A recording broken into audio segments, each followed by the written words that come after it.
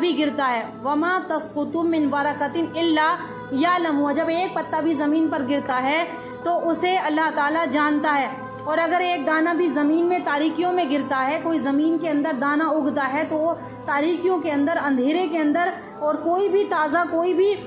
خشک چیز ہو تو اللہ تعالیٰ، اللہ کی روشن کتاب میں وہ موجود ہے۔ ہر چیز کا علم کس میں ہے؟ قرآن مجید فرقان حمید کے اندر ہے۔ اللہ نے ارشاد فرمایا، اے ابن آدم، اے اولاد آدم، ہم نے اتاری تمہارے اوپر پوشاک، اے ابن آدم، ہم نے تمہارے اوپر پوشاک اتاری جو تمہارے پردے دار بدن کو چھپاتی ہے، بدن کو چھپاتی ہے، اور تمہارے لیے موجب زینت بھی ہے، اور پرہیزگاری کا لباس سب سے بہتر ہے۔ سب سے بہتر لباس کون سا ہے؟ جو پرہیزگاری کا بدن پر پہنا جائے۔ یہ اللہ تعالیٰ کی قدرت کی نشانیاں ہیں تاکہ لوگ غور و فکر کریں۔ یہ اللہ نے قدرت کے طور پر دکھائی ہے، قدرت، اس میں غور و فکر کرنا چاہیے۔ آیت کریمہ میں اللہ جل شانہ نے اپنے کلام پاک میں بندے پر کیے گئے احسانات کو یاد کرایا ہے کہ دیکھو میرے کتنے احسانات اور انعامات ہیں تمہارے اوپر، کہ اللہ نے مشرف المخلوق میں ہمیں پیدا فرمایا، ایمان والے گھر میں پیدا فرمایا، پھر تمہیں ہر چیز کا علم سکھایا گیا کہ لباس بھی تمہیں ایسا پہننا ہے جیسے قرآن مجید میں بتایا گیا، جو اللہ نے حکم دیا اگر وہ لباس اختیار کرو گے تو تمہیں اس پر بھی اجر ملے گا۔ اور لباس ان کپڑوں کو کہا جاتا ہے جن کے ذریعے سے انسان اپنا ستر چھپاتا ہے، کپڑوں کے ذریعے سے تو انسان اپنا ستر چھپاتا ہے، اور ریش وہ ہے جو بطور زینت، حسن جمال انسان کی رونق کے لیے پہنا جاتا ہے، جو زیب و زینت انسان اختیار کرتا ہے وہ اس کی ریش ہوتی ہے۔ وَرِيشًا لِبَاسُ التَّقْوَىٰ، جو ریش کا لفظ آیا ہے، اول کا تعلق تو انسان کو ضروریات زندگی ہے، اور اپنی عزت اور آبرو کی حفاظت کے لیے وہ لباس کو پہنتا ہے۔ اسی طرح دینی ضروریات میں بھی جیسے نماز وغیرہ جس طرح سے ستر کا چھپایا جانا ضروری ہوتا ہے، اسی طرح سے لباس کی طرف محتاج ہے۔ بس گویا اللہ تعالیٰ نے انسان کو اپنی ہم ضروریات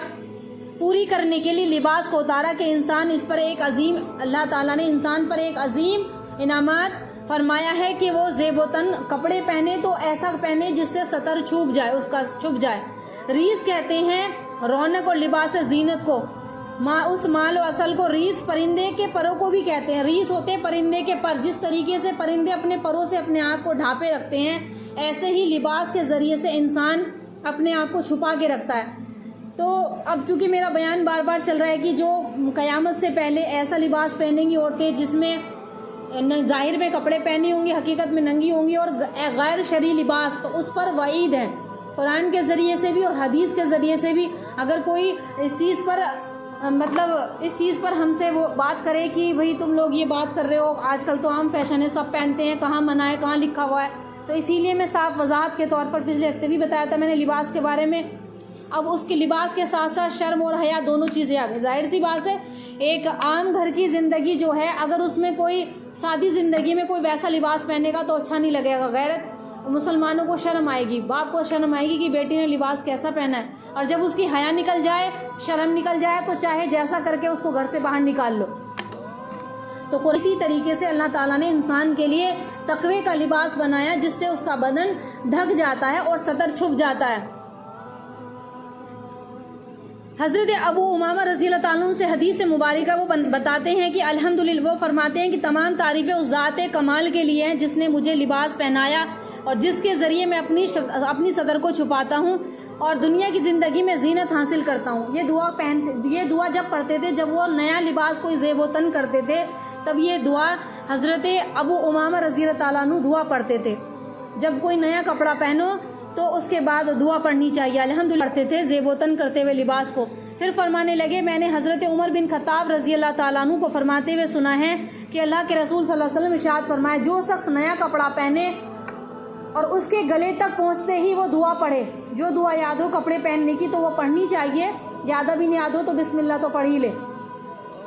کپڑا۔ اور جب نیا لباس پہنے، پرانا کپڑا صدقہ کر دے اپنا، تو اللہ تعالیٰ کے ذمے ہے کہ وہ اللہ کی پناہ اور حفاظت میں آ جاتا ہے، اور زندگی میں بھی اور مرنے کے بعد بھی۔ نیا کپڑا زیب و تن کرو، پرانا لباس کسی کو دے دو تو اس سے بھی اللہ تعالیٰ نے بڑا اجر دیا ہے۔ آگے فرمایا، وَلِبَاسُ التَّقْوَىٰ ذَلِكَ خیر، اور تقوی کا لباس سب سے بہترین ہے اور سب سے بہتر ہے۔ تقوی کہتے کسے ہیں؟ تقوی کا معنی مفہوم کیا ہے کہ تقوی کہتے ہیں اللہ تعالیٰ سے اپنے تعلق کو مضبوط کرنا، اپنے تعلق کو، اپنی عبادت کو، اپنی محبت کو اللہ کے پاس پیش کرنا اور مضبوط کرنا اور اس کی اطاعت کرنا اور اسی کی طرف کامل طور